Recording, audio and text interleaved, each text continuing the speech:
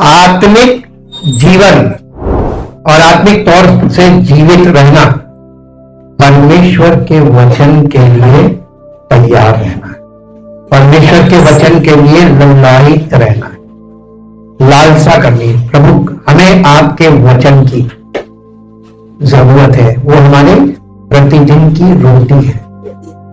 आपको प्रतिदिन की रोटी भूख लगती है शारीरिक तौर पर तो आप बेचैन होने लगते हैं।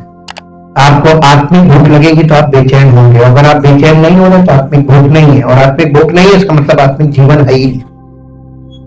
हालेलुया। और आत्मिक जीवन आपको खींच के लाता है। जब इंसान भूखा होता है ना तो वो ढूंढता है कहां पे रेस्टोरेंट मिल जाए, ढाबा मिल जाए अपने मनपसंद, जहां हम अपने मन का खाना खाएं। आप चूज करते हैं कि नहीं करते हैं? कहीं भी चले नहीं जाते हैं, कहीं बैठकर कुछ नहीं खा लेते हैं। आप अपना भोजन का चुनाव करते हैं। शारीरिक जीवन में, आत्मिक जीवन में आपने कभी चुनाव किया है? प्रभु हमें आत्मिक ठोस आहार चाहिए और वो वहां मिलेगा। हम वहीं जाएंगे जहां वो हमारे मन का भोजन मिलता है। अभी भी नहीं समझ आए। कलीसिया को लेकर लोग कहते हैं पास में चले जाएंगे। ठोस आहार नहीं चाहिए उनको, आत्मिक भोग नहीं है, वो अपनी एक विधि पूरी करना मांगते हैं। पास में चले जाएंगे, हम नहीं दूर जा सकते, हम पास में चले जाएंगे। परमेश्वर यहीं से परख लेता है, इसको आत्मिक भूख नहीं है, ये कलीसिया में सिर्फ शुमार होने जा रहा है कि नहीं हम पास में चले जाएंगे, दुआई तो होती है। नहीं, कलीसिया को प्रभु ने किस योजना के अंतर्गत स्थापित किया था? ताकि लोगों का आत्मिक पालन पोषण हो। बिना भोजन के आप बच्चे का पालन पोषण करके दिखा दीजिए। हाँ, बच्चे को सबसे ज्यादा क्या थोड़ी थोड़ी देर में लगती है। जितना छोटा होता है उतनी जल्दी जल्दी मांगता है, और जैसे जैसे बड़ा होने लगता है, ठोस आहार खाने लगता है, तो उसके खाने का ड्यूरेशन बढ़ जाता है। हालेलुया। तो हम लोग जब आत्मिक तौर पर ठोस भोजन करने लगते हैं तो हमको प्रतिदिन वही रोटी चाहिए, ठोस आहार, ताकि हमारे दिन भर का भोजन हमारे लिए पर्याप्त हो, हमें भूख ना लगे। यही यीशु मसीह ने फिर हमारे पिता की प्रार्थना में यही सिखाया था, हमारे प्रतिदिन का भोजन आज हमें दे, यानी रोज की रोटी मांगने को बोला। और आप पुराने नियम में जाके देखेंगे तो परमेश्वर ने इजराइलियों को प्रतिदिन फिजिकल फूड की तरह प्रतिदिन स्पिरिचुअल फूड की आदत डाली थी। कहा? जंगल में मन्ना खिलाते, और मन्ना एक टाइम पर गिरता था, भोर में, ठीक। और जो समय से निकलकर बटोरता नहीं था उसका परिवार भूखा रह जाता।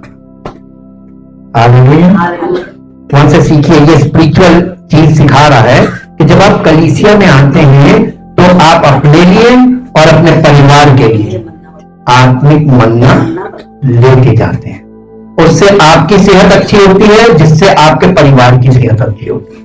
अगर आपकी आत्मिक सेहत अच्छी नहीं है तो आपके परिवार की आत्मिक सेहत कभी अच्छी नहीं होगी, और आपके परिवार की आत्मिक सेहत अच्छी नहीं होगी तो आपके परिवार में रिश्ते अच्छे नहीं होंगे।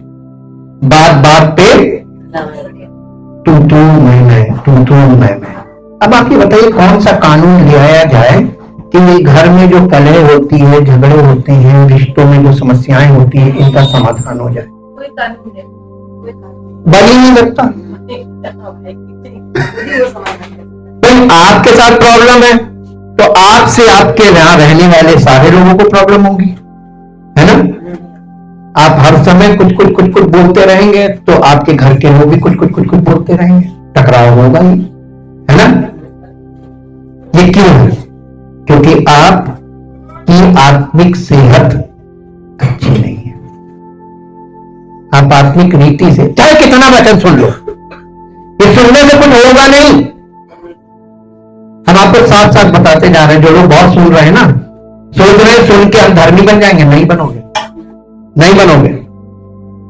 सुन के लागू करना है, और वो नहीं आएगा लागू करने। ये शरीर आपका देश है, ये आपका राज्य है। इस शरीर के अंदर मन में जो कुछ चल रहा है वो आपके राज्य में चल रहा है, और जो कुछ आपके मुंह से निकल रहा है वो आपके राज्य की बोली निकल रही है। यीशु मसीह ने जब यहूदियों से कहा था कि तुम्हारा पिता कौन है, नहीं मालूम ना, नहीं, उसने कहा था तुम अपने पिता, हाँ किसको बता रहा, ये अब्राहम के वंश थे, वो सब अब्राहम के वंश थे। और यीशु मसीह ने क्या कह रहा था, तुम अपने पिता ले। आज किसी को बोल के देखिए आप कलीसिया में कि तुम्हारा पिता शैतान है, देखिए वो आप पे चढ़ जाएगा। दुनिया में कैसे कह दिया, लेकिन सच्चाई क्या है, बाइबल क्या कह रही कि तुम अपने पिता, और उसके आगे लिखा है कि क्योंकि तुम अपने पिता की लालसाओं को पूरा करते हो। कैसे पता चला यीशु मसीह को कि इनका पिता शैतान है? लालसाएं, उनके अंदर जो चीजें चलती थी, अभिलाषाएं, इच्छाएं, कल्पनाएं, भावनाएं, शारीरिक चीजों की। और लड़ाई किस चीज के पीछे होती है? नए नियम में लिखा है तुम लड़ते हो और झगड़ते हो आपस में क्योंकि तुम पाते नहीं, और तुम अपने तो बुरी नियत से मांगते हो कि अपने भोग विलास में उड़ाओ। तो परमेश्वर से प्रार्थना करके मांगते हैं ये दे दे, हमें ये दे दे, ये दे दे, नहीं देगा क्योंकि तुम अपने भोग विलास के लिए मांगते हो। आप भोग विलास के लिए शारीरिक रूप से कुछ भी मांगेंगे, देगा? नहीं देगा। क्यों नहीं देगा? क्योंकि आप उसके राज्य के वारिस हैं। अगर आप उसके राज्य के वारिस बनेंगे तो आपको जो चीज आपकी उस स्टेज में जरूरत होगी वो देगा। जब बच्चा पैदा होता है, वारिस घर में पैदा होता है, तो वारिस को प्रॉपर्टी चाहिए होती है कि भोजन चाहिए होता है? बॉर्न अगेन व्यक्ति जब परमेश्वर के राज्य में जो जन्म लेता है, आत्मिक जन्म, उसको क्या चाहिए होता है? धन संपत्ति या भोजन? वो रोता है तो उसको भोजन दिया जाता है, चुप हो जाता है, पेट भर गया। भोजन, पानी, वस्त्र, ये बेसिक नीड्स हैं। और यीशु मसीह ने बड़े सरल तरीके से अनपढ़ लोगों के लिए बोला, जो आज पढ़े लिखे लोगों की समझ में नहीं आ रहा है। उसने कहा तुम चिंता करके ये ना कहना क्या खाएंगे, क्या पिएंगे और कहां रहेंगे। तुम्हारा स्वर्गीय पिता जानता है कि तुम्हें इन चीजों की जरूरत है। पहले तुम उसके राज्य और धार्मिकता की खोज करो, ये चीजें तुम्हें आपसे आप मिलेंगी। तो आपको क्या करना चाहिए? परमेश्वर के राज्य और परमेश्वर की धार्मिकता की खोज करना चाहिए। आप कलीसिया में काहे के लिए आ रहे हैं? प्रभु मुझे धन दे दे, मुझे बरकत दे दे। जो चीजें तुम मांग रहे हो, एक बच्चे को, फिर एग्जांपल लेते हैं, आप अपने यहां एक छोटे से बच्चे को धन संपत्ति दे दीजिए, सब लोग जाएगी, उसके पास समझ तो है ना, वो उसको हैंडल कर सकता है। कोई भी आएगा, थोड़ा सा रोएगा, भावुकता में, वो भावुकता में उठा के दे देगा, लौटेगा। अब आप ये बताइए क्यों नहीं दे रहा?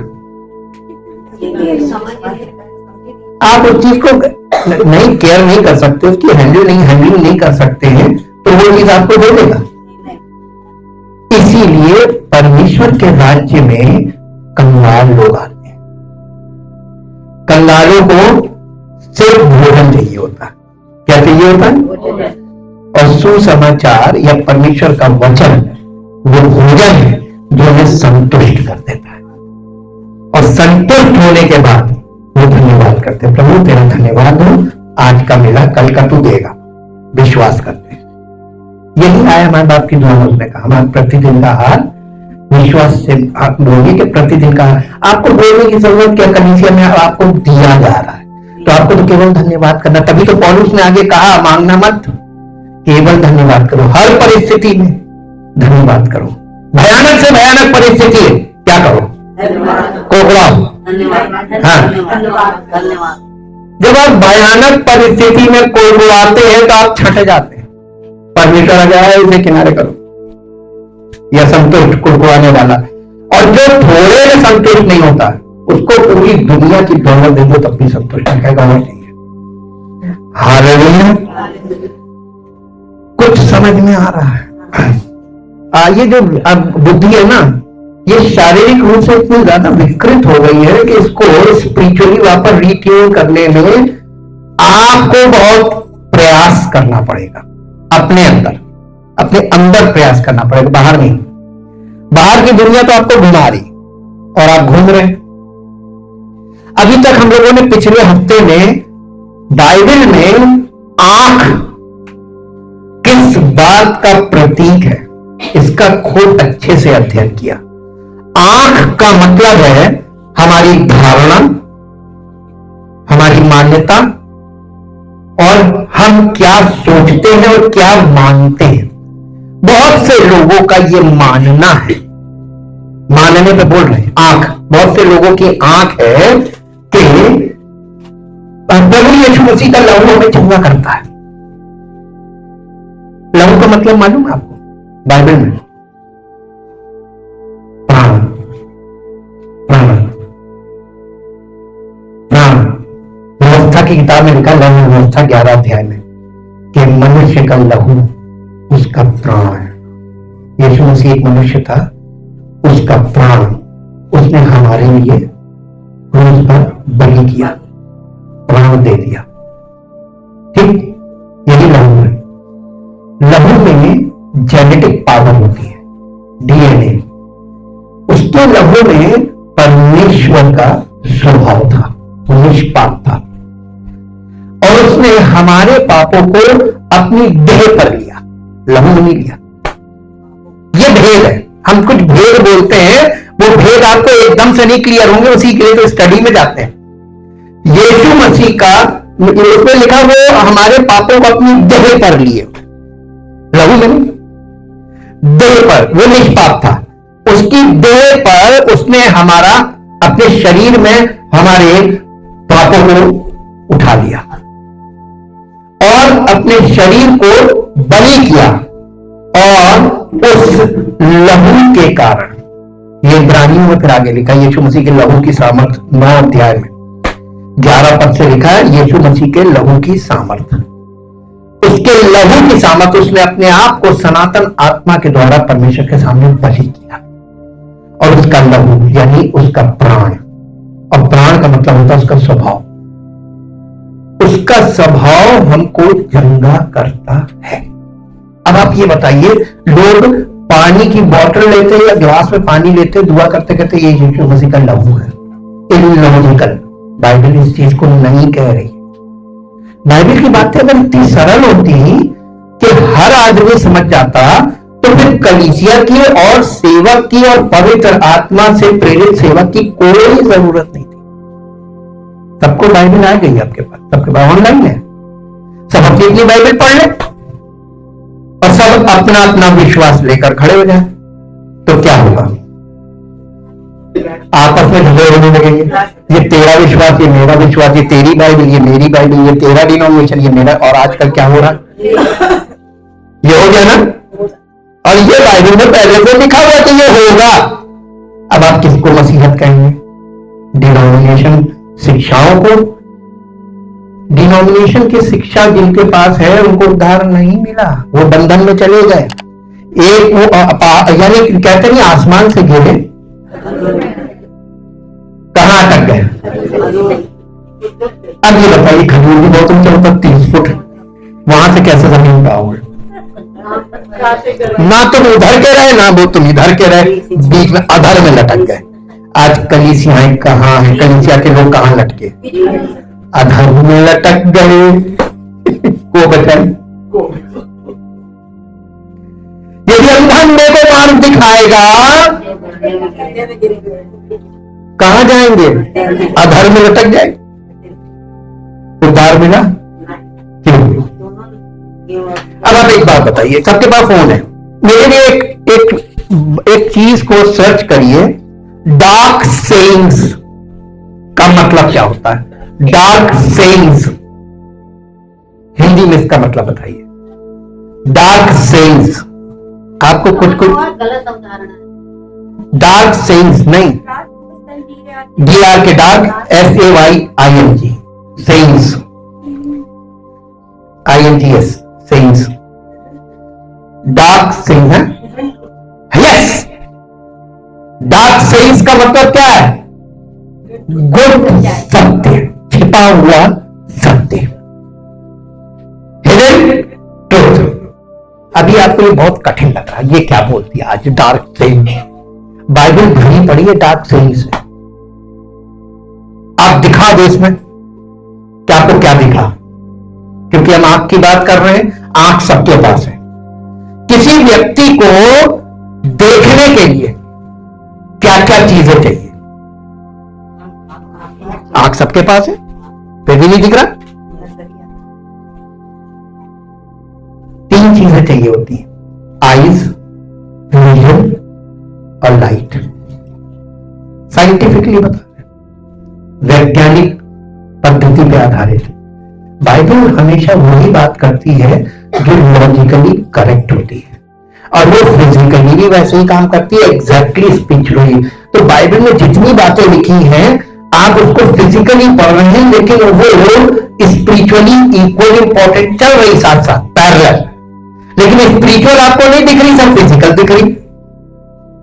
ये आपकी आत्मिक मृतक अवस्था का प्रमाण है।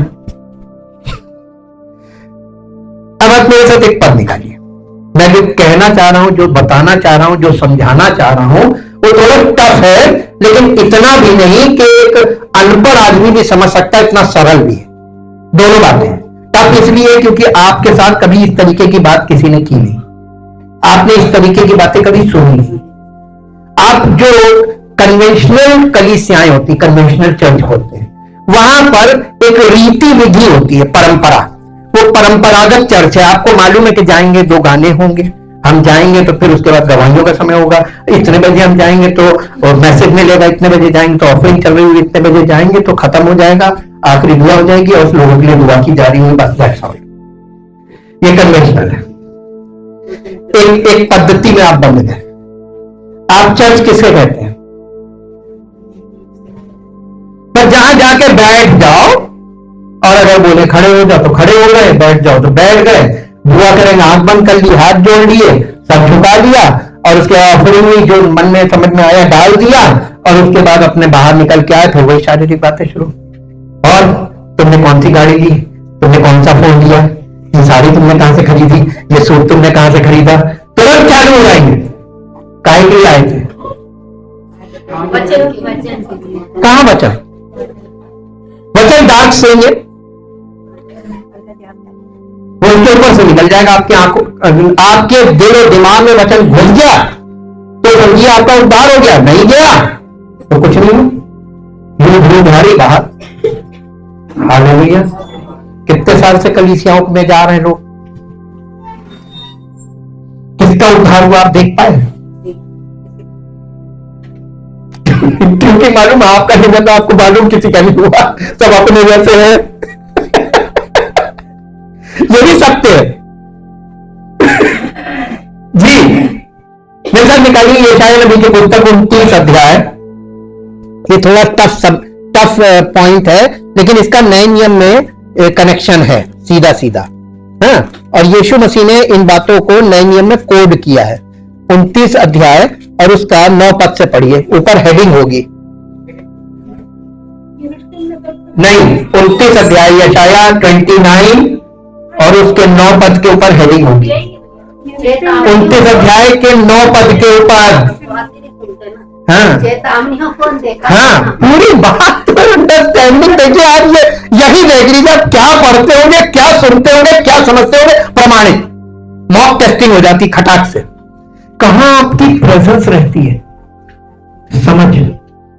अब ये कहते हैं हाँ सुन रहे हैं, हम आपके सुनने में बिलीव करते हैं, लेकिन आपके जीवन में लक्षण नहीं दिख रहे, तो हम ये समझ जाते हैं समझ कुछ नहीं रहे, ये इधर गया इधर निकला। हालेलुया। अब ये नहीं देखिए सबके सामने की बात। 9 अध्याय के ऊपर लिखा है चेतावनियों को अनदेखा ना करना नहीं है, और चेतावनियों को अनदेखा करने का परिणाम क्या होता है। आपने बाइबल में वार्निंग्स पे क्योंकि आजकल कलीसिया में वार्निंग कोई नहीं बताता, वार्निंग्स नहीं है आजकल, तो प्यार की बातें चल रही। प्रभु तुम्हें प्रेम प्रेम करता है, प्रभु तुम्हें आशीष देना मांगता है, प्रभु तुम्हारे लिए ये करना मांगता है, प्रभु तुम्हें चंगा करना मांगता। ये यीशु मसीह क्यों हार्ड बोलता था भाई? और उससे भी ज्यादा हार्ड तो वो बोलता था यूहन्ना बपतिस्मा देने वाला। वो तो सबसे कह देता सांप के बच्चों, यानी शैतान के बच्चों। आज कोई ये बोलने वाला नहीं रह गया। आज सब एक दूसरे से बहुत प्यार की बोली बोल रहे हैं। लेकिन परमेश्वर का वचन, परमेश्वर का प्रेम में मालूम है डिसिप्लिन है और हार्डनेस है।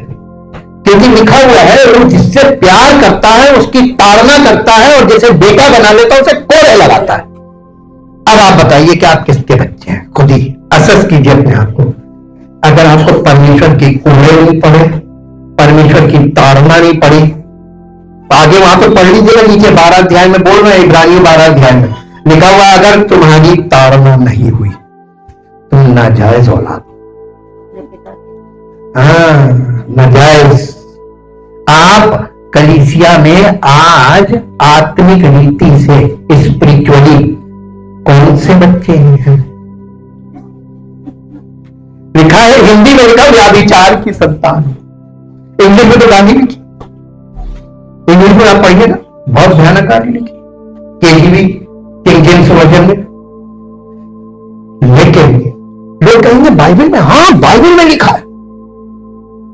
बाइबल झूठ नहीं बोलती है, बाइबल कभी झूठ नहीं बोलती। प्रचारक झूठ बोल सकता है। प्रचारक अगर गलत भावना से ग्रसित है तो झूठ बोलेगा, गलत भावना में बोलेगा, लेकिन बाइबल कभी झूठ नहीं बोलती। हमेशा याद रखिएगा। जब आपको कुछ लगे कि ये चीज बाइबल के अनुसार नहीं लग रही है, आपके मन में दुविधा आ जाए, तो आप अपने मन की उस दुविधा के कारण उस जगह जाना बंद कर दीजिएगा। मालूम क्यों? क्योंकि जो कुछ विश्वास से नहीं वो पाप है। तो आप बिना विश्वास के अगर वहां जा रहे हैं तो पाप है। नए नियम की परिभाषाएं बोल रहा हूं। तो नए नियम में लोग पाप कर रहे हैं कलीसियाओं में। उनके मन में ये चीज आ रही है कि हम जहां जा रहे हैं गलत शिक्षा है, यहां सब गलत बताया जा रहा है, फिर भी हम जा रहे हैं, पीठ पीछे बुराई भी कर रहे हैं, अब फिर भी हम जा रहे हैं। क्या कर रहे हैं? नए नियम के अनुसार पाप है। आप जो कुछ विश्वास से नहीं खाते वो भी पाप है, नए नियम में लिखा हुआ है। आप विश्वास का मतलब ये है कि जो चीज आपको कंफर्म है कि ये चीज सही है वो आप कर रहे हैं, तो विश्वास से। हालेलुया। कुछ चीजों ने तो शुरू में ही हिला दिया, दिमाग झिझोड़ दिया, जैसे किसी ने पकड़ के लगा है सर, आर्थिक तौर पर आपको झिझोड़ दिया। अब इसको पढ़िए 9 पद। ठहर जाओ और चकित हो, भोग विलास करो और अंधे हो जाओ। भोग विलास करो, जितना आप भोग विलास कर रहे हैं शारीरिक तौर पर, उतना आप क्या हो रहे हैं? आत्मिक तौर पर अंधे हो रहे हैं। एक मिनट यहां पर कुछ लगाइए और मेरे साथ आइए नए नियम में। यूहन्ना रचित सुसमाचार उसका 9 अध्याय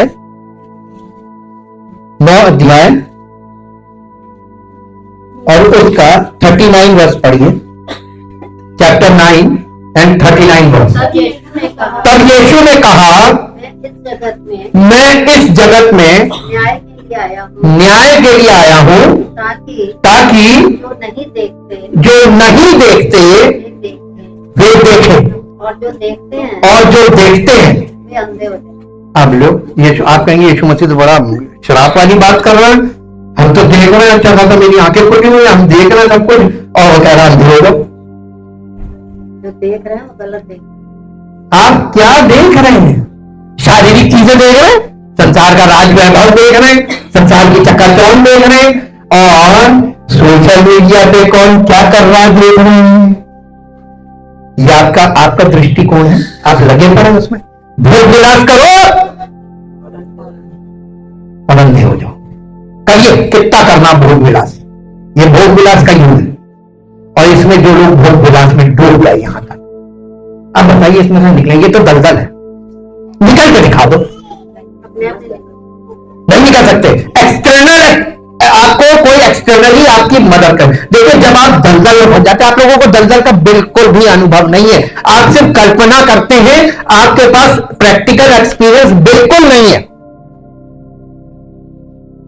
आप जो लोग फॉल्ट में होते हैं, ऐसे ऐसे बॉर्डरी एरिया है, जैसे हैदराबाद के आगे आप जाते हैं तो वहां पर एक क्रीक है, क्रीक मतलब होता है वो समुद्री दलदल, वहां पर विशेष ट्रेनिंग वाले भेजे जाते हैं, क्योंकि दलदल में अगर चूक गया और रात का समय है, मर जाएगा, उसको लोग एयरलिफ्ट करके ही निकालते हैं दलदल में फंसे हुए को, क्योंकि जाकर कोई नहीं निकाल सकता, दलदल में पैर जम जाता है। हाँ, और जितना आप उसमें आप हाथ पैर चलाएंगे उतना ही अंदर जाएंगे। हाँ, यानी जितना आप अवॉइड करेंगे निकलने का, उतना ही आप अंदर जाएंगे।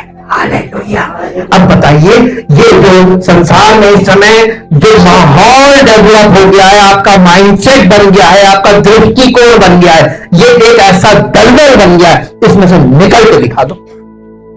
कोशिश तो बहुत लोग कर रहे हैं, पानी नहीं छोड़ा, लेकिन दलदल में समा, क्योंकि वो नीचे से उसमें पानी रहता है, ऊपर वो क्या बोलते हैं उसको, हाँ चहला बोलते हैं देहाती भाषा में, चहला, खराब हो कभी सुना है चहला?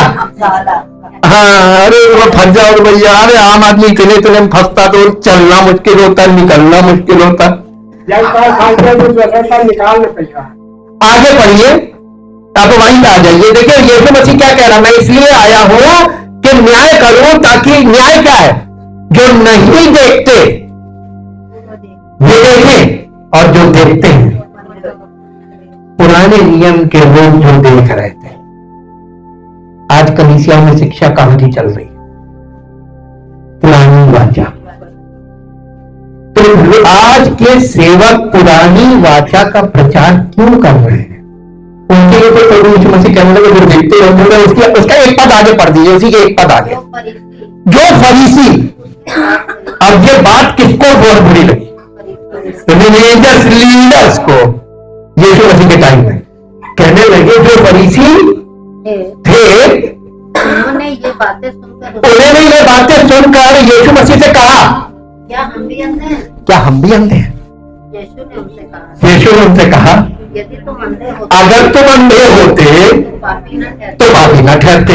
अब चूंकि तुम क्लेम कर रहे हो कि हम देखते हैं, ये गलत तो तुम्हारा पाप।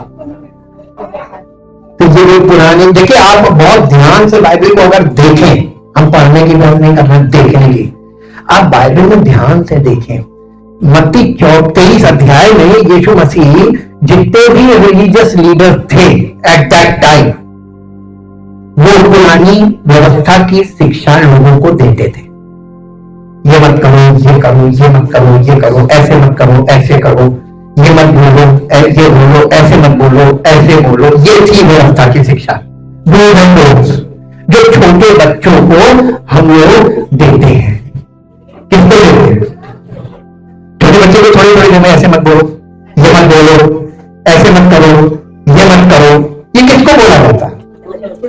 वो बच्चा जब बड़ा हो जाए तब बोल के देखो, क्या अगर तुम ऐसे मत करो, हमें ज्यादा डिस्टर्ब मत करो, तुम अपना करो, हम अपना कर रहे हैं। बड़ों को नहीं जा सकती क्या डूज एंड डोंट्स? रिलीजन में क्या डूज एंड डोंट्स? ये बचपने वाली मानसिकता रिलीजन में आज भी पड़ी हुई है। ये मत कीजिए, ऐसे मत देखिए, ऐसे मत बोलिए। अब बताइए, बड़े लोग जो परिपक्व हो गए, उनका अपना दृष्टिकोण है, अपना उनका नजरिया है, अपनी सोच है, अपनी धारणा, अपनी मानसिकता, अपनी कल्पना, अपनी इच्छा, अपनी भावना। आप उनको ये जिंदगी भर रखते रहेंगे, दुकानों के क्यों नहीं रहेंगे? रहेंगे तो बताइए किसका उद्धार होगा? रिलीजन में उद्धार है नहीं। रिलीजन केवल आपको वो बातों के लिए जागरूक कर रहा है जो अब जिसका कोई वैल्यू नहीं है। ये डूज एंड डोंट्स की कोई वैल्यू नहीं है। यही रिलीजियस टीचिंग है। यीशु मसीह उन रिलीजियस लीडर्स को क्या बोलता है? उनको संबोधित क्या कर रहा है? हे अंधे अगुओं। क्या कह रहा है? आज जितने भी कलीसियाओं में लीडर्स हैं, या तो वो मसीह का सेवक होगा, वो ना तो प्रीस्ट होगा, ना प्रॉफिट होगा, न कुछ नहीं होगा, एक साधारण मनुष्य होगा और वो मसीह की शिक्षा को लोगों के बीच में खुद भी उनको मानेगा और लोगों के बीच में उनको यानी दिखाएगा भी अपने जीवन से और बताएगा भी वचन से। वो है मसीह का सेवक। दूसरे वो हैं जो अपने आप को कलीसियाओं में प्रीस्ट कहेंगे और प्रीस्ट के जैसे एक विशेष वस्त्र धारण करेंगे जैसा पुराने नियम में था, और वो अपने आप को भविष्यवक्ता कहेंगे। इनसे सावधान रहना। हमने आपको प्रीस्ट, प्रॉफिट, किंग पुराने नियम की पूरी डिटेल स्टडी दी है, पुराने वाले खोल के स्टडी कर लीजिएगा, सारी वर्सेस के साथ है। और ये बताया कि जो प्रीस्ट और प्रॉफिट और किंग, ये तीन डिवाइन ऑफिसर्स को यीशु मसीह ने अपने आप में फुलफिल कर दिया। जब यीशु मसीह आया फर्स्ट कमिंग, तब यीशु मसीह ऑफिस ऑफ प्रॉफिट में था, भविष्यवक्ता, क्योंकि उसने पत्र से क्या कहा, लोग मुझे क्या कहते हैं, उसने कहा भविष्यवक्ताओं में से एक, कोई तुझे एलिया कहता, कोई तुझे यर्मिया कहता, कोई यशाया कहता, यानी भविष्यवक्ताओं में से। जब वैसे उसी समय उसने पूछा पत्रस से कि तुम मुझे क्या कहते हो, उसने कहा तू जीवते परमेश्वर का पुत्र मसीह है। यीशु मसीह ने क्या कहा, यह बात तुझे खून और गोश्त ने नहीं बताई, यानी किसी मनुष्य ने नहीं बताई, ये मेरे पिता ने तुम पर प्रकट की है। प्रकट को आप इंग्लिश में पढ़ेंगे तो रिवील लिखा हुआ है। रिवील का मतलब हम लोग अध्ययन में देखेंगे।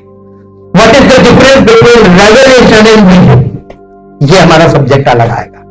आप इसको महत्वपूर्ण समझिए, क्योंकि आप देख नहीं सकते अगर आपके पास सही नजरिया नहीं है। दूसरी बात कि यीशु मसीह को प्रॉफिट कहते थे। आप देखिए सामरी स्त्री क्या कह रही है कि जब मसीह आएगा तो हमें सब बातें बता देगा, क्रिस्ट। और उसने आके कहा मुझे एक भविष्यवक्ता मिल गया जिसने जो कुछ मैंने क्या बता दिया, लेकिन यीशु मसीह को भविष्यवक्ता कह रही। मैक्सिमम लोग उस समय में यीशु मसीह को प्रॉफिट बोलते थे, उसको उसने फुलफिल कर दिया। अब कोई प्रॉफिट नहीं है। न्यू टेस्टामेंट में अगर कोई अपने आप को प्रॉफिट डिक्लेयर कर रहा है, he is a false teacher, false prophet according to the Bible. Condemn हो गया ये, रिफ्यूज कीजिए। जब आपको कोई बोले कि मैं भविष्यवक्ता हूं तो समझ जाइएगा यीशु मसीह के बाद कोई नहीं है बाइबल में, तो ये कहां से आ गया, ये झूठा है। प्रोक्लेम करना यानी अपने आप को घोषित करना, खुद स्वयंभू। याद रखिए ये हमेशा, आप कभी फंसेंगे नहीं। और यही लोग आपको उद्धार के मार्ग से ऐसा भटका के ले जाएंगे, आप विनाश हो जाएगा आपका। दूसरी बात कि प्रीस्ट कोई नहीं अब।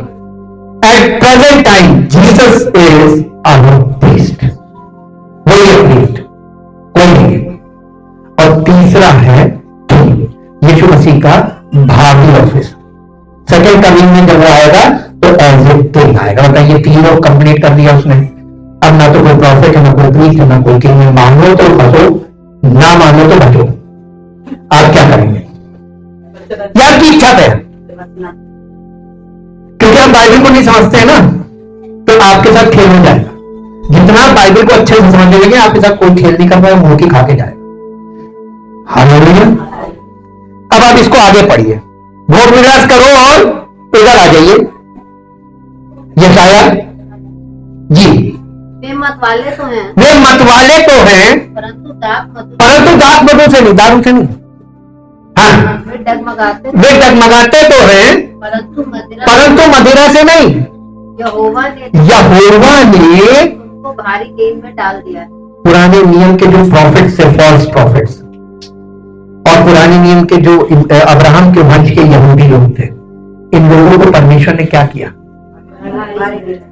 अब आपको ये डार्क सही है, भारी नींद में डाल दिया। डार्क सही का सरल मीनिंग आपको बता दे ताकि आपको तुरंत समझ। मुहावरों में बातें करना, मुहावरों में बातें करना, उसी को डार्क सही बोलते हैं।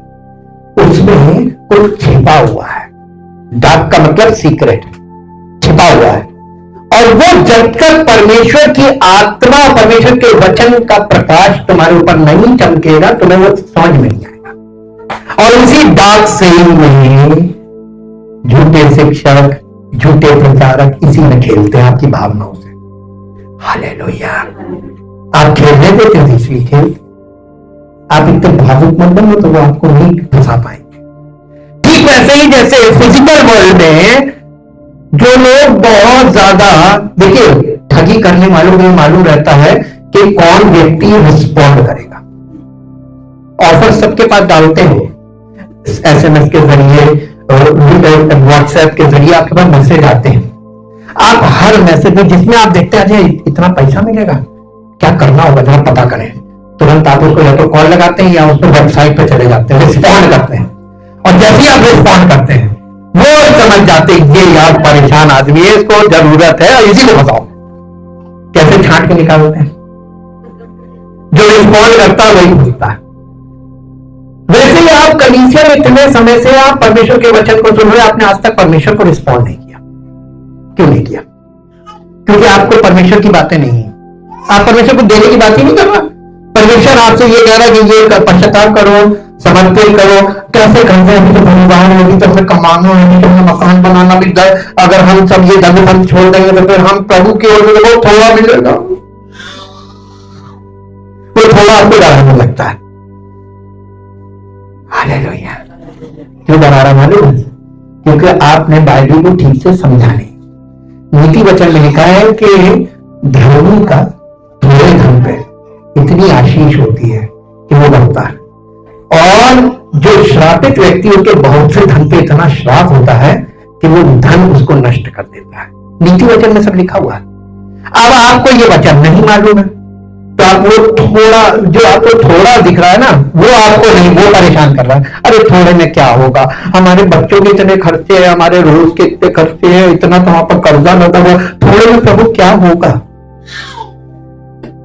अरे थोड़े में आपने ये पढ़ा है बाइबल में कि खमीर, थोड़ा सा खमीर ढेर सारे आटे में मिलाओ, पूरे आटे को खमीर कर देता है। पावर देखिए थोड़े की पावर देखिए।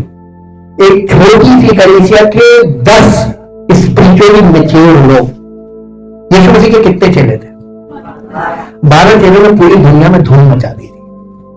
आज करोड़ों चर्च है और अरबों विश्वासी कलीसिया के लोग जुड़ी नहीं हो रही, किसी कोई हलचल नहीं हो रही। क्यों? टैली करके देखा कीजिए पहली सदी की कलीसिया को और आज की कलीसिया को, आपको अंतर दिखाई दे रहा हूं। वहां तो पवित्र आत्मा था, यहाँ नहीं है। यहाँ ब्रह्म का आत्मा काम कर रहा है। वहां शुद्ध वचन था पवित्र आत्मा के द्वारा, यहां पर कुछ नहीं है। एक सेवक दिमाग से खेल रहा और लोगों की भावनाओं से खेल रहा। हालेलुया। आगे पढ़िए। वे मतवाले तो है परंतु मदिरा से नहीं। यहोवा ने तुमको भारी नींद में डाल दिया है और उसने तुम्हारी नबी रूप की आंखों को बंद कर दिया। प्रॉफिटिक आईज, कौन सी आंखें बंद कर दी? आपकी स्पिरिचुअल आईज को उसने बंद कर दिया। अब आप बताइए, स्पिरिचुअल आईज बंद हो जाए और ये बाइबल दे दीजिए, आप पढ़ेंगे? हाँ, अरे पढ़ रहे हैं नहीं तो फिर क्या करेंगे मालूम है? अपनी समझ का प्रचार करने लगेंगे जो उनकी समझ में आई है। अरे सिस्टर, परमेश्वर आपको आज की दिन बहुत आशीष देने पर। कैसे? हमको तो परमेश्वर बताया नहीं, हम तो उसके बच्चे हैं। पहले हमको बताएगा, तुमको बताएगा, तुम तो बाहर ही हो। मैं अपने जीवन का एक अनुभव आपको बताऊंगा कि जब मैं प्रभु में, जब मैं बॉर्न अगेन हो गया, बॉर्न अगेन होने तो किसी को पता नहीं चलता ये कौन है। और जब बॉर्न अगेन हो गए, हमको बहुत लोगों ने कहा कि आप पास्टर ट्रेनिंग कर लीजिए। प्रभु ने मुझे बताया कि आप पास्टर बनेंगे, आप पास्टर ट्रेनिंग करिए। तो मैंने मालूम उनसे साथ बोला, हमसे नहीं बोला। जिस दिन हमसे बोलेगा, जो बोलेगा वो करेंगे, क्योंकि हम वो नहीं बनेंगे जो वो नहीं बनाना मांगता। हम वही बनेंगे जो वो हमें बनाना मांगता है। आप जो बोलेंगे वो हम बनेंगे नहीं। साफ, क्योंकि बॉर्न अगेन थे, डालना बनी फंसे। और हमने उनको एक तर्क दिया। हमने कहा यीशु मसीह के चेलों ने कोई ट्रेनिंग नहीं की। यीशु मसीह ने उन अनट्रेन्ड लोगों को, जब वो जी उठने के बाद, स्वर्गारोहण के बाद, वो किसी काम के नहीं रहे, क्योंकि अब प्रभु नहीं है। बिना प्रभु के वो किसके? भाई प्रभु के साथ साथ चलते थे। चेले का मतलब क्या?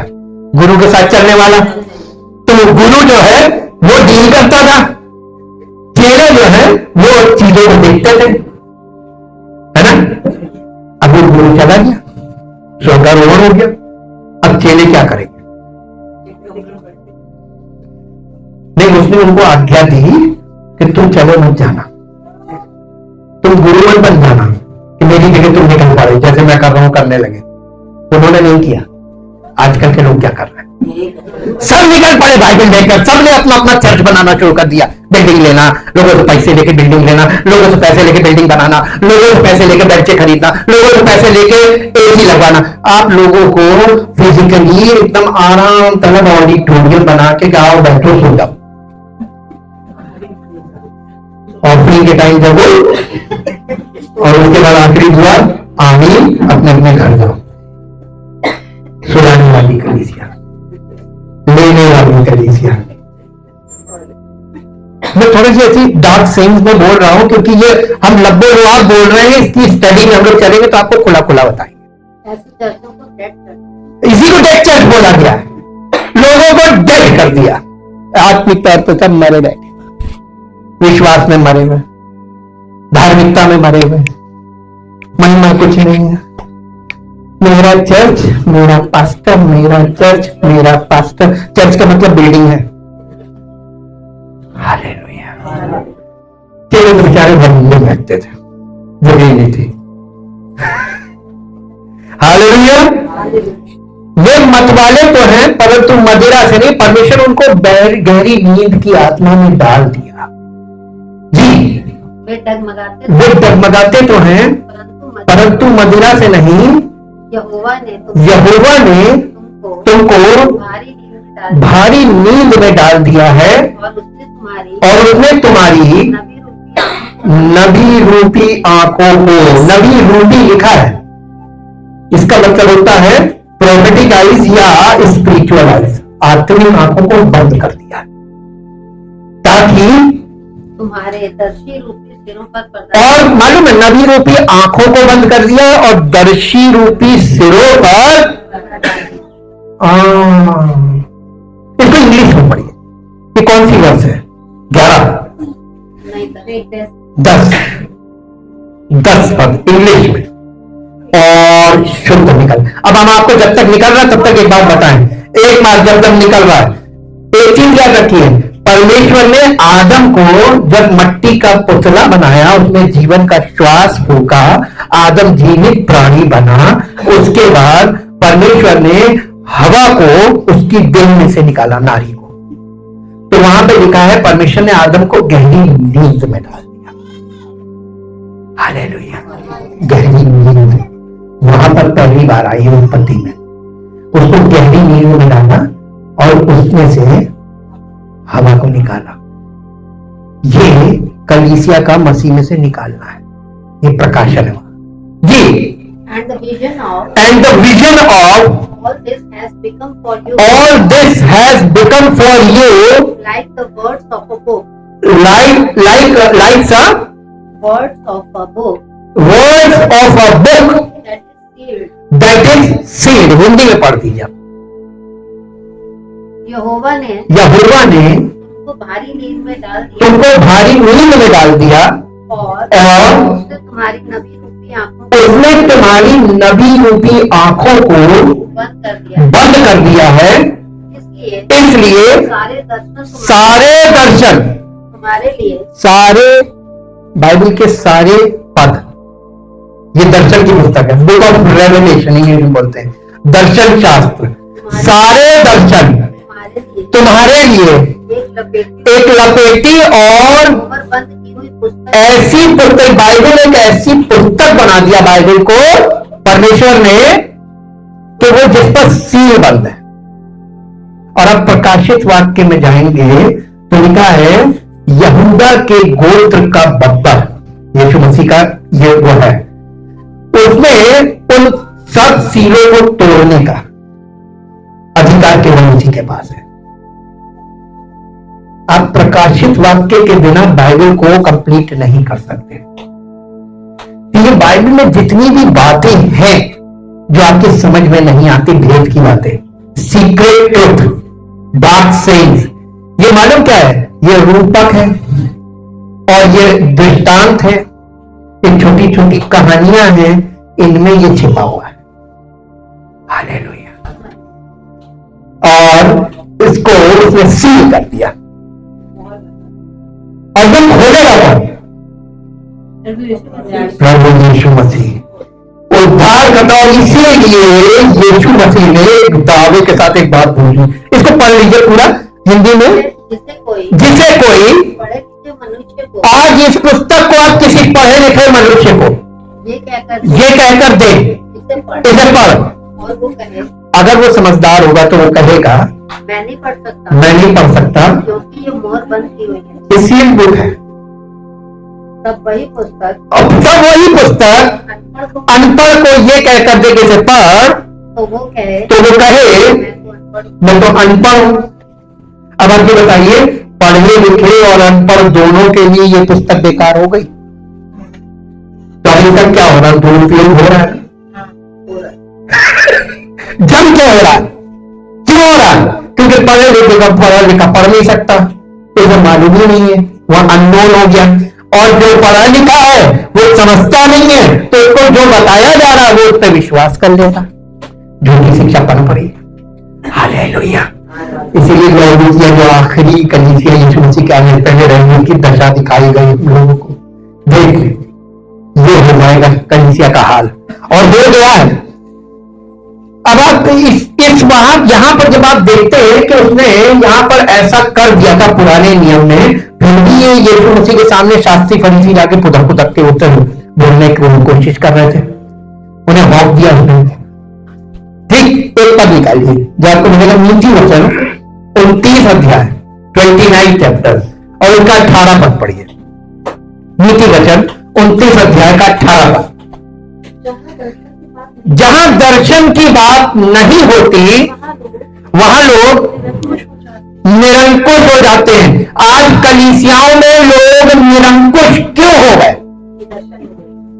दर्शन की बात नहीं, यानी परमेश्वर के वचन का प्रकाश नहीं है। दर्शन का मतलब होता है दृष्टि, देखने वाली कोई बात नहीं हो रही है।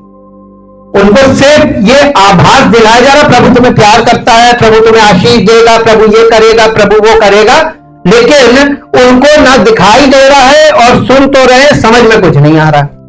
ये वाली दशा है जी। और जो व्यवस्था को मानता है वो धन्य है, जो व्यवस्था को मानता है वो धन्य है। और जहां दर्शन की बात नहीं होती वहां लोग निरंकुश हो जाते हैं। आज कलीसियाओं में लोग निरंकुश है, बिल्कुल कोई, यानी कोई रोक नहीं है, कुछ भी बोल देंगे, कुछ भी मान लेंगे, कुछ भी सोच लेंगे और कहेंगे हम विश्वास करते, प्रभु हमको हेलीकॉप्टर देगा। उतारोगे कहां? बड़ी बड़ी बातें करेंगे, बड़ी बड़ी बातें करेंगे। कार का दर्शन देखना बुरी बात नहीं है, लेकिन प्रभु आपको कार क्यों देगा जब चारों तरफ साधन चल रहा है? इतनी भीड़ में कार लेके 1 घंटा फंसे रहोगे, तेल का खर्चा भी कितना होगा, टाइम कितना वेस्ट होगा, कभी अनुमान लगाया है? नहीं, वो हमारे सामने वाले ने भी तो हम फिर देंगे, कार टक्कर कर रहे हैं। ये हो रहा भेड़ चाल। हमारे हिंदुस्तान में कौन सी चाल है? भेड़ चाल।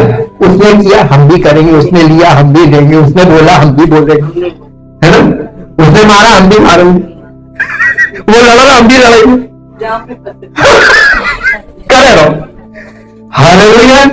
समय कीमती है, समय के साथ आपका जीवन भागेगा आगे। आप समय को बचा सकते हो, परमेश्वर के लिए अपना समय लगा सकते हैं। हालेलुया। जब जाम लगा रहता भीड़ में पट पट पट पट पैदल निकल जाओ, आगे जाके साधन पकड़ लो, खुले लो। अब वो 1 घंटा फंसे हैं कार में, एसी चला रखी, कार में बैठे हुए। हालेलुया। खर्चा कितना है?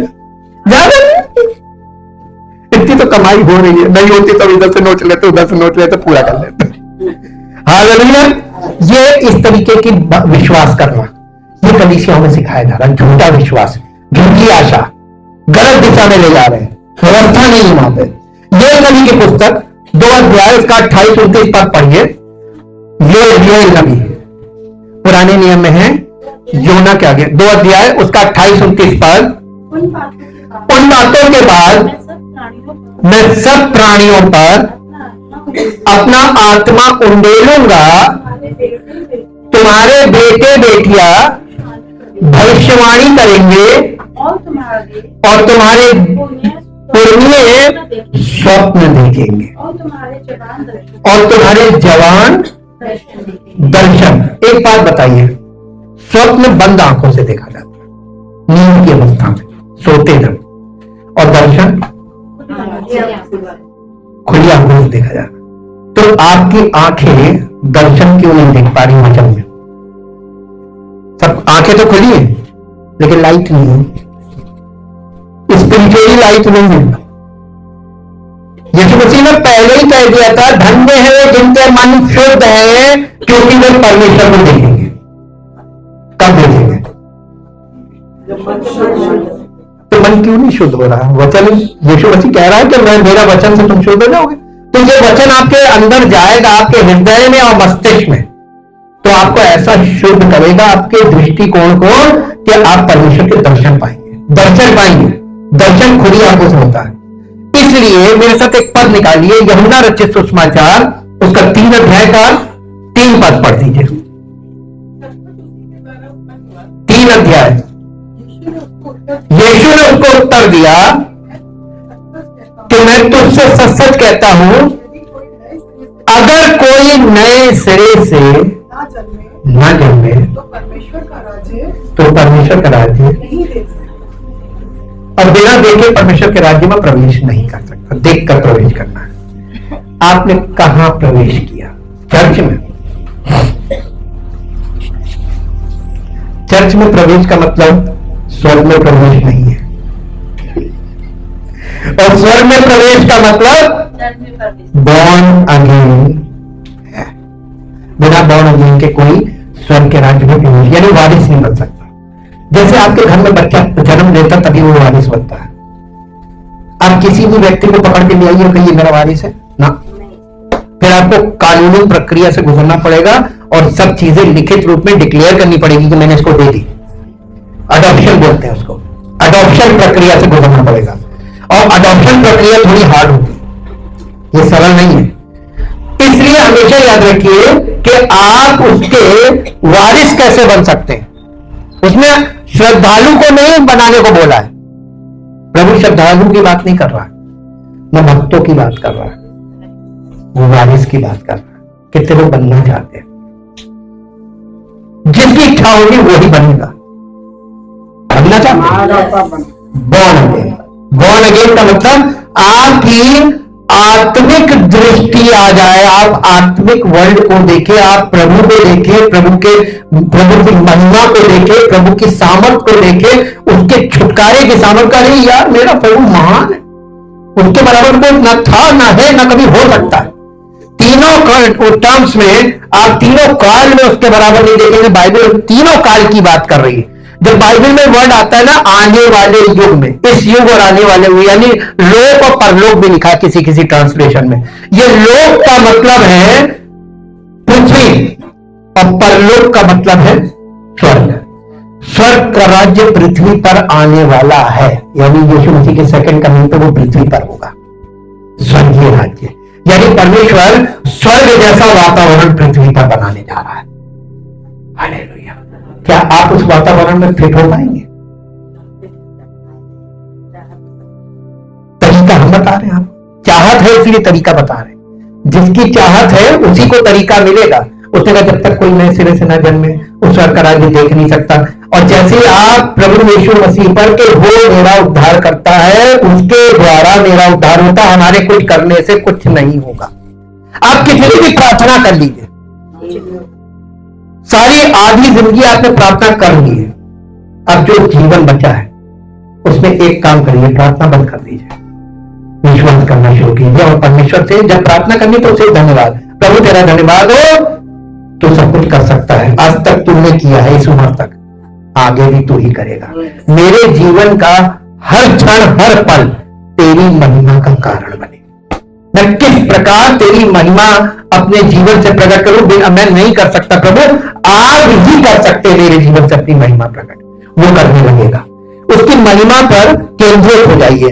और इसी के साथ एक पद निकालिए, इब्रानियों की पत्री 12 अध्याय, इब्रानियों की पत्री 12 अध्याय 12 अध्याय उसका पहला पद पढ़िए।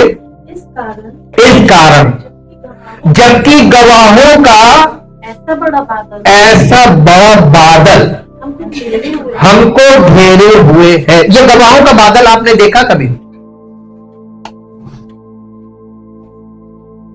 घर में जाइएगा और इसी अध्याय का 12 अध्याय का पहला पद है, उसका पूरा 11 अध्याय पढ़ लीजिएगा, आपको गवाहों का बादल देखने को मिलेगा बाइबल में। आजकल की गवाहियां ना देखिएगा, ये सब भ्रम की गवाहियां, झूठी गवाहियां हैं। हम आपको पक्का बता रहे हैं, ये सब झूठी गवाहियां चल रही है। परमेश्वर अपने सामर्थ के कामों के बदले में अपना प्रचार नहीं करता, ये याद रखिएगा। प्रभु यीशु मसीह ने कितनों को चंगा किया था? क्या उनसे कहा था जाकर प्रचार करो कि मैंने चंगा किया? उसने जबकि उल्टा बोला कि बताना मत किसी को। आज जो प्रचार हो रहा है ये कौन से यीशु का प्रचार हो रहा है? हाँ, पौलुस इसलिए कह रहा है तुमने किस यीशु को जान कर लिया भैया, ये वाला यीशु नहीं है, ये झूठे चमत्कार होने थे, हो रहे हैं, वचन में लिखा हुआ है। इन चमत्कारों में मत फंसना, ये झूठे चमत्कार हैं और ये झूठे प्रचारकों के द्वारा ये किए जा रहे हैं। यीशु मसीह की महिमा नहीं हो रही है, उन प्रचारकों की महिमा हो रही है कि इनके द्वारा हो रहा। हालेलुया। इसी से पकड़ लेना, यीशु मसीह सेकेंडरी कैसे हो गया? वो अपना काम खुद करता है, हमसे थोड़ी ना कहता कि तुम हाथ रखो मैं चंगा करूंगा। अरे आप जहां भी हैं आप उस पर विश्वास करते हैं, हम तो सीधे कहते हैं प्रभु तेरा अनुग्रह पर हो, बस इतनी। मैं इतना ही बोलता हूं, जब मेरे पास कोई कंप्लेंट आती है, रिक्वेस्ट, मैं ये कहता हूं प्रभु मैं नहीं कर सकता, तो मैं इस बात के लिए दुआ भी नहीं कर रहा कि आप ऐसा कीजिए, आज्ञा नहीं दे सकते। मैं तो आपसे निवेदन करूं प्रभु तेरा अनुग्रह हो जाए, दयापूर्ण याचना। और जब मैं दयापूर्ण याचना करता हूं और उसका रिजल्ट मुझे अच्छा मिल जाता है। हालेलुया। और कभी आपको ये कहने के लिए नहीं मैं उभारता हूं कि आप कहिए कि मैंने प्रार्थना की प्रभु ने ये किया ना, वो अपनी महिमा नहीं देता, वो अपना काम खुद करता है, वो अपनी महिमा दूसरों को नहीं देता। तो प्रभु यीशु मसीह, हम उसके नाम से उसकी महिमा नहीं चुरा सकते। ये हमेशा याद रखिए, झूठे प्रचारक ये कर रहे हैं कुछ। आगे देखिए, गवाहों का ऐसा बड़ा बादल, ये पूरी बाइबल का पूरा पुराना नियम गवाहों का बादल है। अब आपको एक चीज दिखाते हैं, थोड़े से गवाहों के बादल दिखा दें जो शायद आपको वहां ना मिले। उत्पत्ति में जीवन का वृक्ष यीशु मसीह को दिखा रहा है, लेकिन आपको वहां यीशु मसीह के रूप में नहीं दिखेगा। वो आपको प्रकाशित वाक्य में आएंगे तब पता चलेगा अच्छा यही है मसीह, जीवन का वृक्ष वही है। जीवन का वृक्ष प्रभु यीशु मसीह है।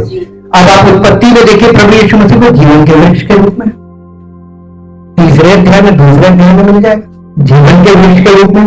उसके बाद आप आगे बढ़ते हैं तो आगे परम पवित्र स्थान में जो परमेश्वर की उपस्थिति का बादल था और उसकी महिमा ऊपर चमकती थी, वो भी मसीह है। उन लोगों को इस रूप में उसने प्रकट किया। बादल का खंबा और आग का खंबा वो भी प्रभु यीशु मसीह है। आप पूरा पुराना नियम मसीह से, पिता पुत्र पवित्र आत्मा से भरा पड़ा है। आत्मिक आंखें बंद है और वो पुराने नियम के तरीकों का प्रचार किया जा रहा कि ये उसने दुआ की और वो गया, उसने एलीशा के पास जाके प्रार्थना कराई, तो वो कहेंगे कि अरे एलीशा के पास, एलीशा ढूंढो। आज के जमाने में कौन एलीशा है जो चमत्कार कर रहा, उसके पास चले गए आजकल।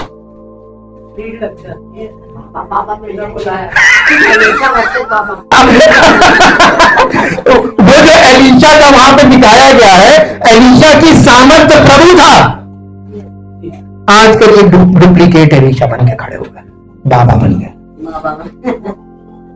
ये झूठे चमत्कार।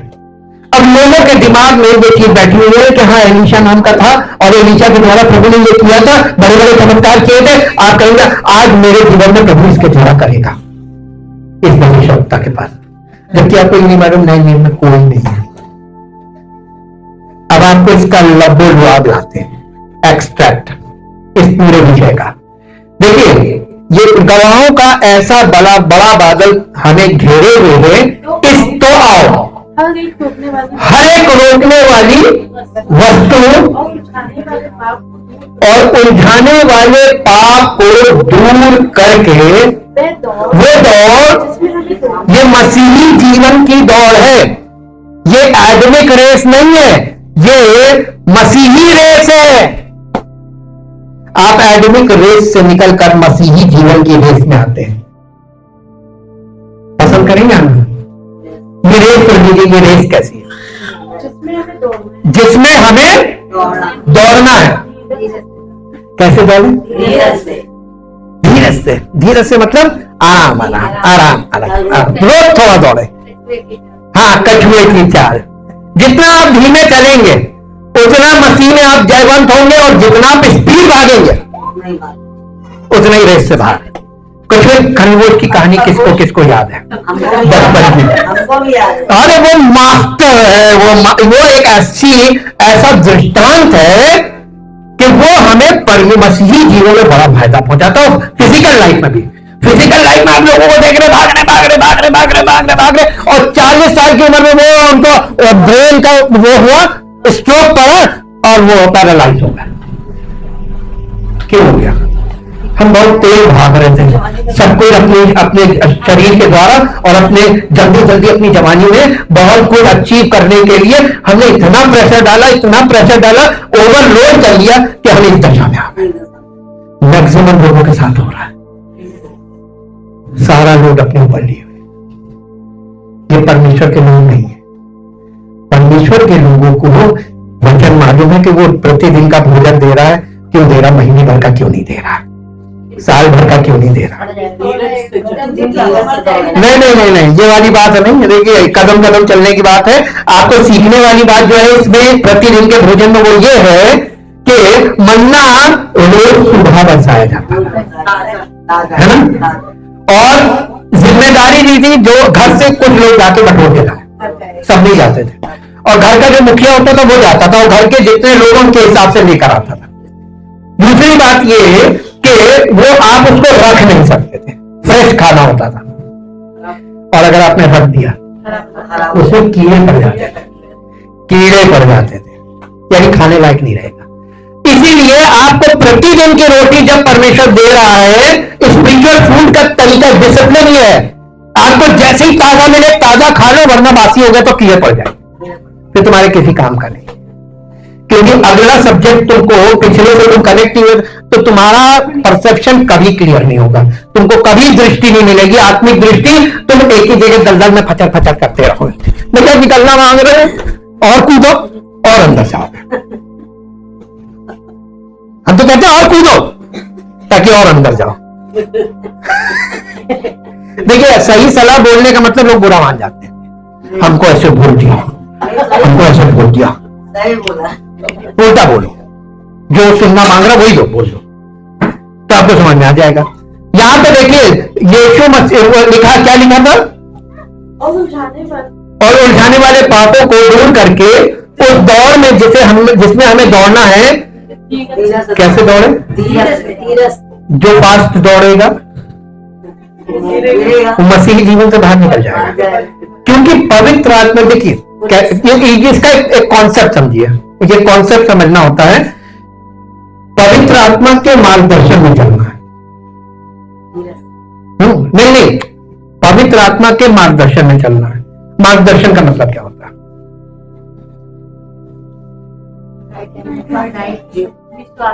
अरे इसका प्रैक्टिकल रूप बताइए। मान लीजिए आपको किसी का घर ढूंढ रहे हैं, आपको घर नहीं मालूम है, आगे आप पीछे हाँ आगे पीछे ना, आगे पीछे। तो आपके आगे कौन चलना चाहिए?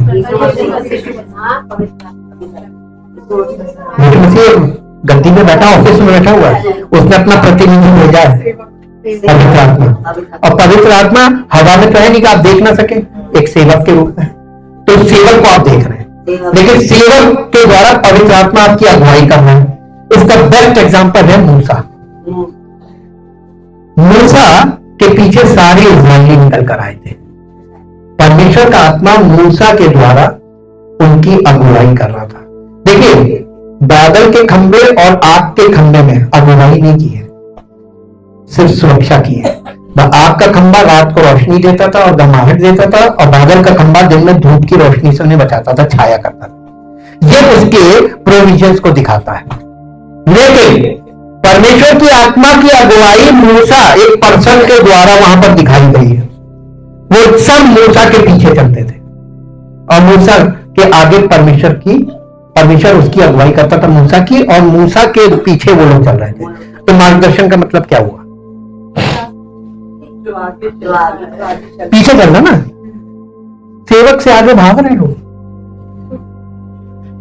अरे भैया हम आपको बता रहे इसका मुझे ये दर्शन मिला, मुझे ये मिला, अरे इसकी मीनिंग ये मिली। भैया ठीक है तुम्हें मिली, चलो कहां पहुंचोगे? प्रभु हमको अकेले तो चला नहीं रहा, हमको उसने चुना है बहुत से लोगों की अगुवाई करने के लिए। उसको मेरी जरूरत है, हम उसके साथ जोड़ में बंधे हुए, हम भाग नहीं सकते। यीशु मसीह ने क्यों कहा था कि हे सब थके और बोझ से बंधे हुए लोगों मेरे पास आओ, मैं तुम्हें। लेकिन विश्राम कैसे मिलेगा उसका तरीका देख लीजिए। मेरा जुआ अपने ऊपर उठा लो, ये विश्राम हुआ, ये तो काम हुआ। नहीं, उसने कहा मेरा जुआ अपने ऊपर उठा लो, ये तो काम हुआ। उस जमाने में सबत के दिन आप जुआ उठा लीजिए, बवाल हो जाता था। तूने काम कर लिया, तो जुआ उठाना एक काम है।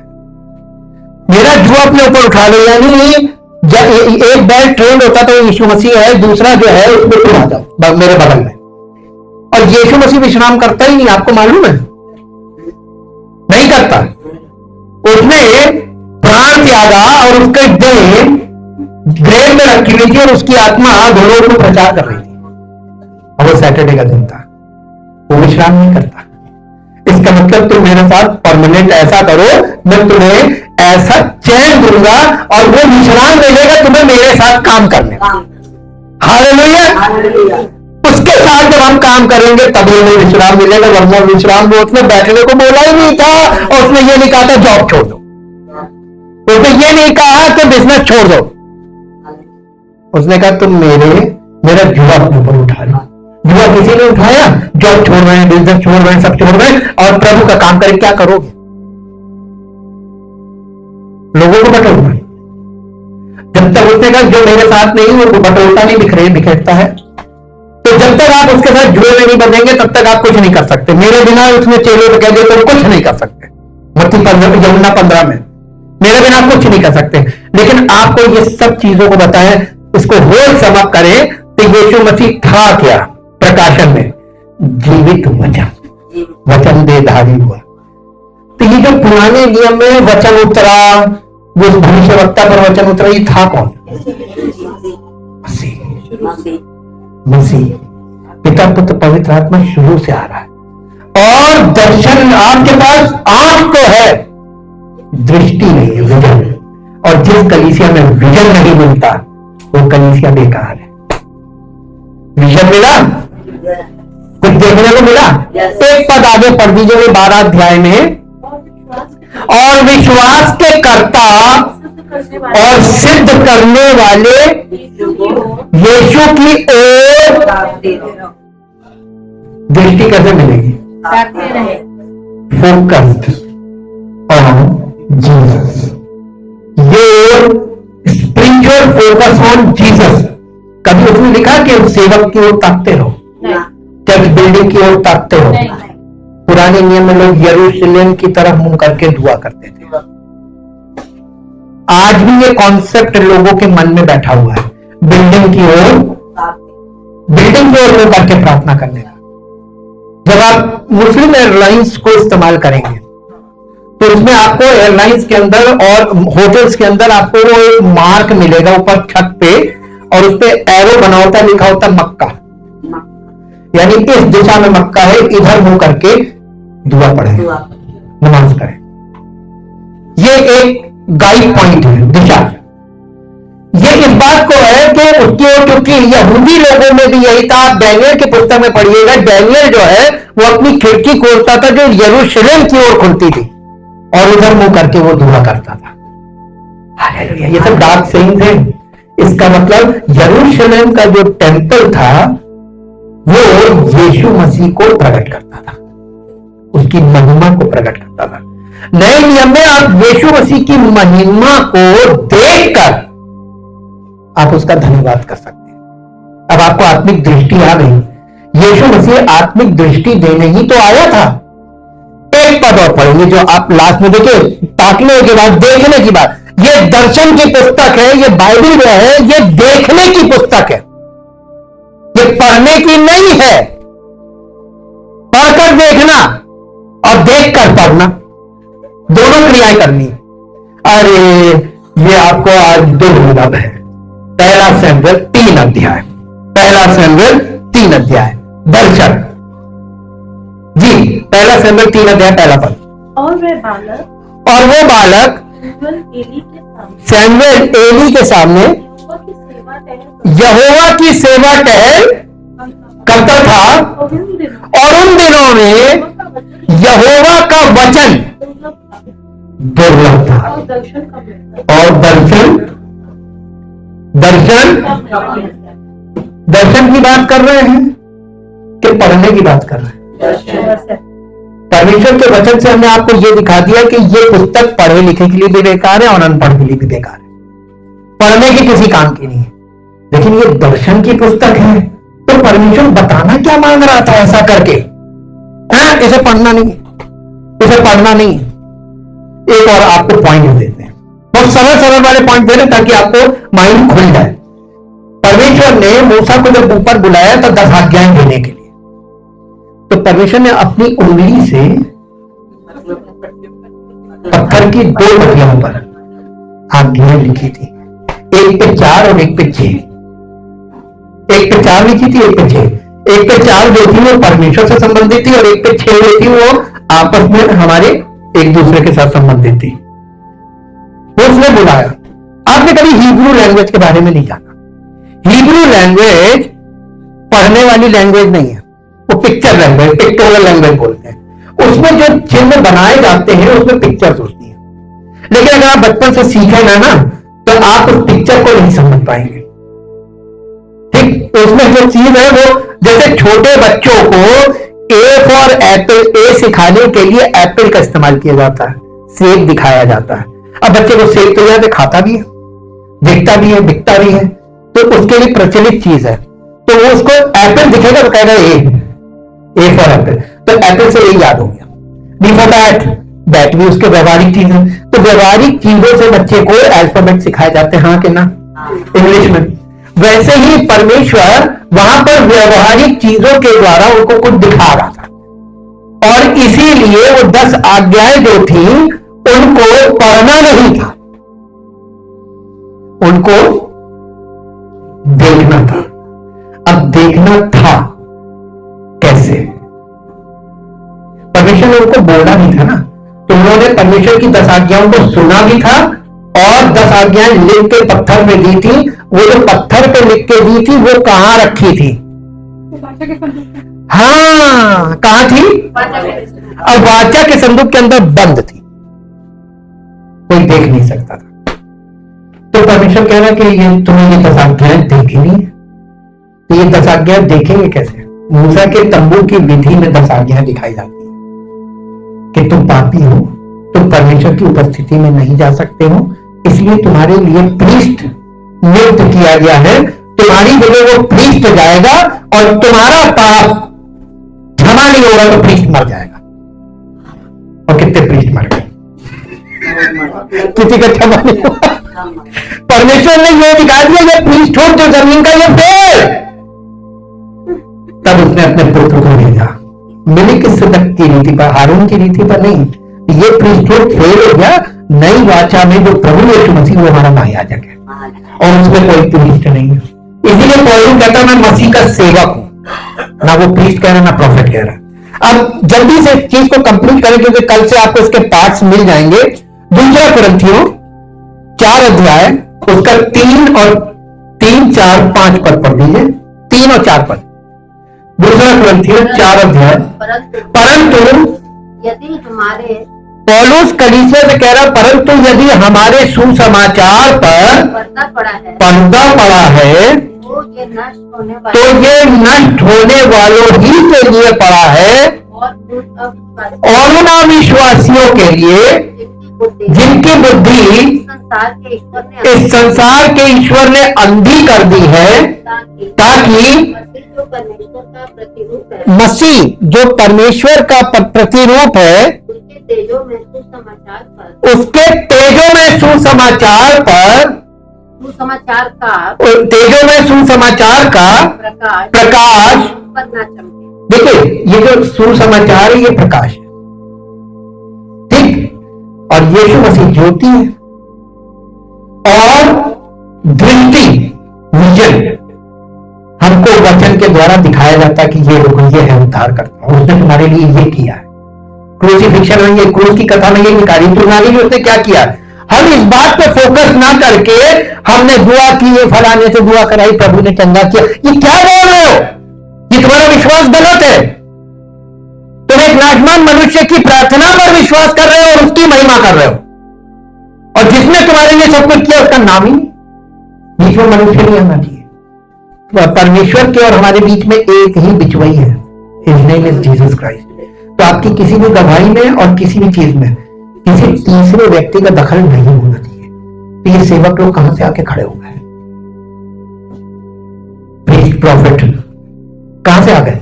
झूठी शिक्षा। आपको बाइबल नहीं मालूम है, आप बाइबल को नहीं समझते, और ये लोग आपको खा जाएंगे, ये लोग आपको खा जाएंगे। एक पद निकालिए जल्दी से, यहां पे हम वाइंड अप करेंगे। भजन संहिता 34 अध्याय 34 और उसका 5 पद पढ़िए। भजन संहिता, जिन्होंने उसकी ओर दृष्टि की उन्होंने क्या पाया? ज्योति पाई। किसकी ओर दृष्टि की? नहीं, इंग्लिश में पढ़िए।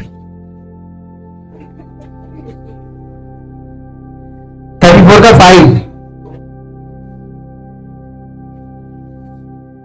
They look to him They look to him and were radiant. and were radiant. Their faces Their faces shall never blush shall never blush for shame for shame or be confused. और be confused। English में बहुत अच्छा लिखा, हिंदी में पढ़ दीजिए। जितनों ने उसकी ओर दृष्टि की उन्होंने ज्योति पाई और उनका मुंह, यह भी एक मुहावरा है। मुंह काला होने का मतलब क्या है? शर्मिंदगी, है ना। कहते तो थे हमने यीशु मसीह पर विश्वास किया, आज देखो बर्बाद हो गए। दुनिया आप पे हंसेगी, दुनिया आप पे हंसेगी, और दुनिया आप पे नहीं हंस रही है। आपने जिसका नाम लिया आप उसकी निंदा करवा रहे हैं। एक हताश और हारा हुआ विश्वासी कभी मसीही नहीं हो सकता। नेवर। मसीही हमेशा जयवंत होता है। मसीही पैदा नहीं होता और मसीही मरता नहीं। मसीही की बात कर रहे, मसीही नहीं। जो मसीह है वही मसीही है, मसीह से मसीही है। और अगर मसीही पैदा नहीं होता, यानी कोई फिजिकली पैदा नहीं होता मसीह में, बॉर्न अगेन से आप मसीह में आते हैं और आपकी कभी मृत्यु नहीं होती, अनंत जीवन का वादा है। जो बॉर्न अगेन हुआ और यीशु मसीह में है और यीशु मसीह में बना रहता है, वो अनंत जीवन का वारिस बनता, वो मरता ही नहीं। तो मसीह में फिजिकली कोई पैदा नहीं होता, वो मसीह में नहीं है जो फिजिकल पैदा हुआ है। मसीह में बॉर्न अगेन से पैदा होते हैं और मसीह में कोई मरता नहीं, अनंत जीवन है। यहां से है मसीहत, ऐसे ये है मसीही जीवन दौड़। और इसमें आपको जोड़ने के लिए बॉर्न अगेन होना है। अब इसका 4 पद पढ़िए। मैं यहोवा के पास गया, मैं यहोवा के पास गया। दाऊद कह रहा मैं यहोवा के पास गया, तब उसने मेरी सुनी तब उसने मेरी सुन ली और मुझे पूरी रीति से निर्भय किया, भय मुक्त किया। निर्भय बैठा हुआ है ना, भय मुक्त किया। मुझे निर्भय किया मतलब भय मुक्त किया, भय हटा दिया हमारे अंदर से। और जितनों ने उस पर दृष्टि की उन्होंने ज्योति पाई, उनका चेहरा कभी नहीं काला हुआ। क्या आप चाहते हैं इस ज्योति को, जिसे मिलने के बाद आपका मुंह कभी काला नहीं पड़ेगा, आपको कभी शर्मिंदगी। और यही बात नए नियम में लिखी रोगियों में कि जितनों ने उस पर विश्वास किया वो कभी लज्जित नहीं हुए। हालेलुया। और अगर आप लज्जित हो रहे हैं तो कहीं आपकी प्रॉब्लम है, आपने कोई उसके साथ गलत किया है, वो आपके साथ नहीं है। इस्राएलियों को कई बार उसने झटका दिया, वो चले गए लड़ने, सोच रहे थे परमेश्वर तुम्हारे साथ है, नहीं था, पिट गए।